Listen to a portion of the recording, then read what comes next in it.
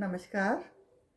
आप सभी का हार्दिक स्वागत और अभिनंदन। हम यान की विशेषताओं के बारे में अध्ययन कर रहे थे। इससे पहले वाले सत्र में हमने पढ़ा था यान की फाइननेस। आज हम पढ़ेंगे यान स्ट्रेंथ या यान की मजबूती। बच्चों, यान की मजबूती बहुत ही महत्वपूर्ण विशेषता है, क्योंकि फाइबर से यान बनता है और यान से फैब्रिक, और ये तीनों आपस में अंतर संबंधित होते हैं। जो गुण फाइबर में होंगे वे गुण अपने आप ही यान में आते हैं और यान वाले गुण फैब्रिक में आते हैं। अतः यान जितना मजबूत होगा उतना ही हमारा वस्त्र मजबूत होगा।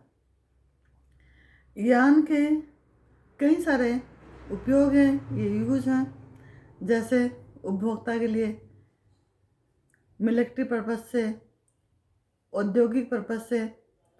तो अलग अलग उपयोग हेतु यान की मजबूती की आवश्यकता अलग अलग होती है। जो यान की मजबूती है उसको प्रभावित करने वाले कई सारे कारक हैं। फर्स्ट हम देखेंगे स्टेपल लेंथ। पहले भी हमने जिक्र किया है, लंबाई के आधार पर फाइबर दो तरह के होते हैं, स्टेपल और फिलामेंट। स्टेपल यानी जिनकी लंबाई कम होती है, जिन्हें सेंटीमीटर या इंच में नापा जाता है। फिलामेंट जिनकी लंबाई बहुत अधिक होती है, जिनको मीटर या यार्ड में नापा जाता है। सिल्क और जितने भी मैनमेड फाइबर्स हैं वो फिलामेंट के अंतर्गत आते हैं, और प्राकृतिक तंतु सारे स्टेपल लेंथ के अंतर्गत आते हैं। स्टेपल फाइबर से यदि यान बनता है तो उसकी मजबूती अपेक्षाकृत कम होती है, और यान में फाइबर एंड्स बहुत ज़्यादा दिखाई देते हैं, जो कि कुछ समय पश्चात कपड़े की सतह पर रोएं या पिल्स बना देते हैं। अतः यदि यान फिलामेंट है तो वस्त्र ज़्यादा मजबूत होगा। नेक्स्ट कारक है फाइबर फाइननेस। फाइबर मोटा है या बारीक है, उस पर भी यान की मजबूती निर्भर करती है।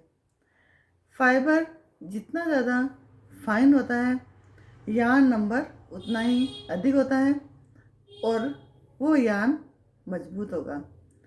इसलिए देखा होगा आपने, जूट बहुत मोटा होता है, कॉटन या वुल बहुत अधिक मोटे होते हैं, लेकिन वुल और जूट की मजबूती अपेक्षाकृत कम होती है, जबकि फाइन यान जैसे जितने भी सिंथेटिक हैं वो कंपेरेटिवली फाइन होते हैं, लेकिन मजबूत अधिक होते हैं, वो ड्यूरेबल ज़्यादा होते हैं।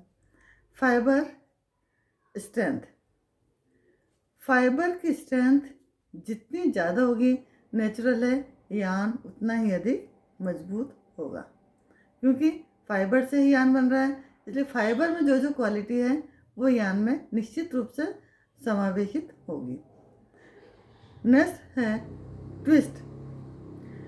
ट्विस्ट देने से यान में मजबूती आती है, लेकिन ट्विस्ट की मात्रा यदि बहुत अधिक है तो भी उसमें मजबूती में कमी आती है, या बहुत ही कम है तो वह बहुत जल्दी गिर जाता है या फट जाता है। अतः जितनी क्षमता हो उस यान में या फाइबर में, उतनी ही मजबूती उसमें उतनी ही ऐंठन दी जाए तो वह अप्रोप्रिएट होता है। कई बार हम ट्विस्ट असामान्य देते हैं या जिसमें असमानता होती है, तो असमानता वाले ट्विस्ट वाले यान भी मजबूत कम होते हैं, क्योंकि जहाँ जहाँ पर कम ट्विस्ट है या बहुत कम ट्विस्ट है वहाँ से यान घिस जाता है। सिंगल हो या प्लाई यान हो या कोड यान हो, सभी में ट्विस्ट बहुत इम्पोर्टेंट फैक्टर है। नेक्स्ट कारक है इवननेस। ऊपर से नीचे तक यदि यान एक समान है तो उसकी मजबूती अधिक होती है। यान में समानता या असमानता ऐंठन के द्वारा आती है। अतः यान की समानता, ऐंठन और मजबूती ये सब आपस में अंतर संबंधित होते हैं। कई बार देखा होगा हमने, बहुत सारे यान कहीं से पतले कहीं से मोटे होते हैं जो कि हमें रफ सरफेस भी प्रोवाइड करते हैं और वो मजबूत भी कम होते हैं। नेक्स्ट कारक है फाइबर लेंथ डिस्ट्रीब्यूशन। यान में यदि शॉर्ट फाइबर्स या स्टेपल फाइबर्स ज़्यादा हैं तो उसकी मजबूती कम होगी। फाइबर की लंबाई से हमेशा ही यान की मजबूती निर्भर करती है। छोटे फाइबर्स का या स्टेपल फाइबर्स का परसेंटेज जितना ज़्यादा होगा उसकी मजबूती उतनी ही कम होगी। नेक्स्ट कारक है फाइबर फिनिश या फाइबर की परिसज्जा। फाइबर बनाते समय यदि केमिकल फिनिश देते हैं या रासायनिक परिसज्जा देते हैं तो यान की मजबूती प्रभावित होती है। वह फिनिश या परिसज्जा किस मात्रा में दी गई है, कितनी दी गई है, उसके ऊपर मजबूती निर्भर करती है। जैसे बहुत अधिक रासायनिक पदार्थों का प्रयोग किया गया है तो निश्चित ही फाइबर की मजबूती प्रभावित होती है और कम हो जाती है। कई बार वह ज़्यादा केमिकल के प्रभाव से गल भी जाते हैं। अन्य भी कई कारण हैं, जैसे यान को लंबे समय तक केमिकल से ट्रीट करें तो मजबूती कम होती है, यान गल जाता है। और फैब्रिक के मॉइस्चर कंटेंट पर भी मजबूती निर्भर करती है।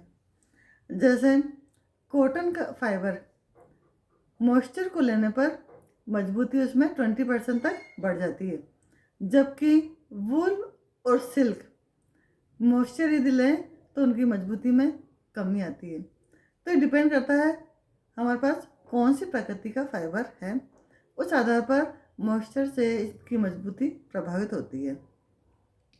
यान की मजबूती हम दो तरह से टेस्ट करते हैं, मल्टी एंड टेस्ट और सिंगल एंड टेस्ट।